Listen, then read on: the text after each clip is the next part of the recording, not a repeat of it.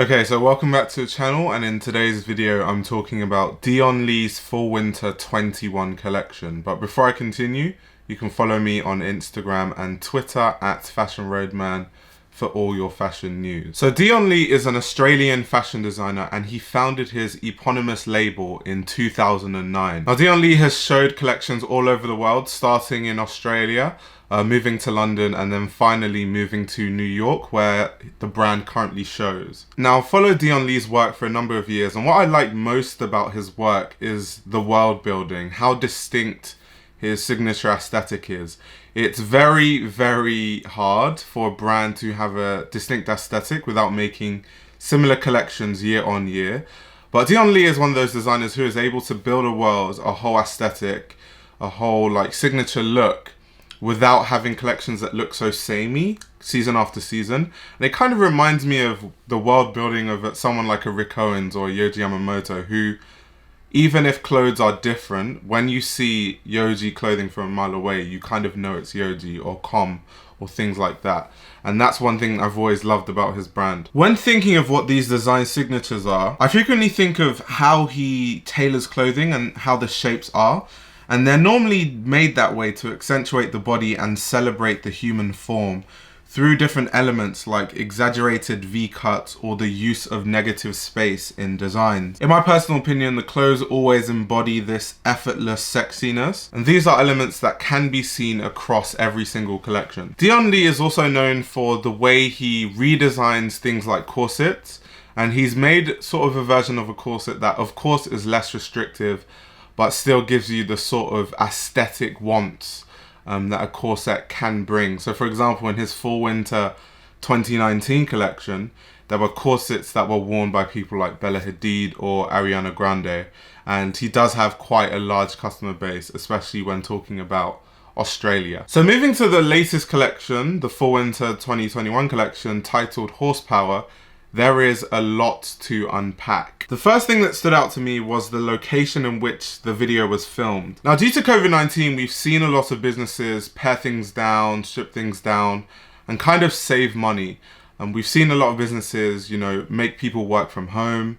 People have reduced the number of physical spaces they have because it's not justifiable to be renting physical spaces when the foot traffic during COVID doesn't make sense. It's not enough to warrant paying such huge rent costs.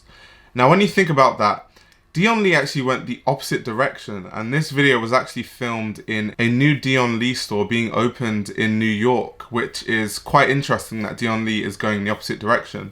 And I was reading a financial report about Dion Lee, and he's been able to have a huge customer base in, of course, the native Australia and worldwide in a way that the brand has been growing gradually. So despite the effects of COVID-19 on most businesses, Dion Lee is actually going in the direction of growth and global growth, despite all the difficulties that most people are facing. Now, as the title of this collection, Horsepower, suggests, this collection looked to channel the strength and elegance associated with equestrian events and culture. Looking at the footwear, Dion Lee collaborated with a French brand called Both Footwear to create 6 styles of footwear, including boots with leather panels made to resemble the hoof of a horse, ankle boots, knee-high boots, and iterations of boots lined with calf hair and shearling material. Looking at the clothing, of course, we see his signatures. We see the exposure of skin using negative space to accentuate the human form in many different ways, whether that's through the amazing cashmere rib jersey pieces we saw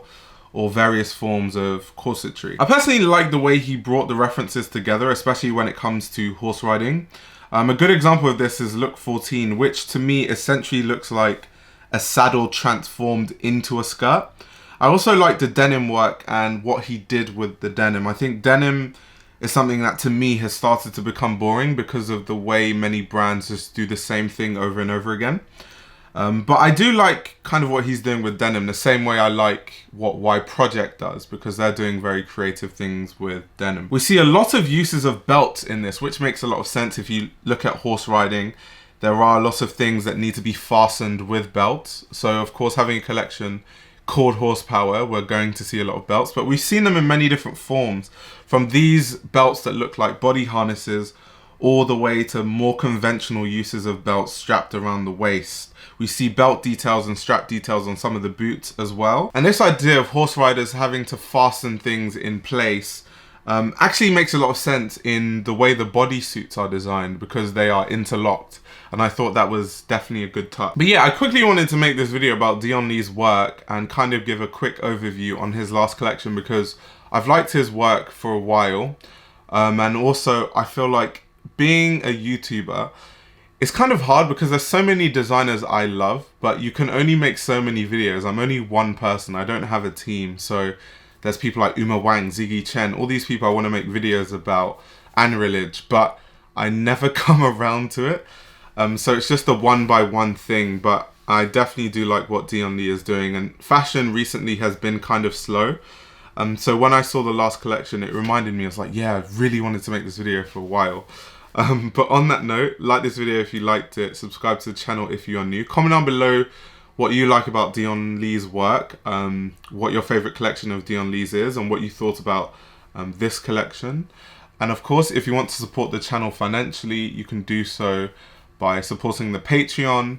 The Patreon is something that I use to kind of fund the channel. And for example, last week I spent a total of £300, which is all money from Patreon, by the way, and I used it to buy 19 books. And what I'm going to do is I'm going to read those books one by one and turn those into YouTube videos. So that's kind of how I do things on this channel. But yeah, on that note, I'll be back with another video very soon, and stay tuned for more videos.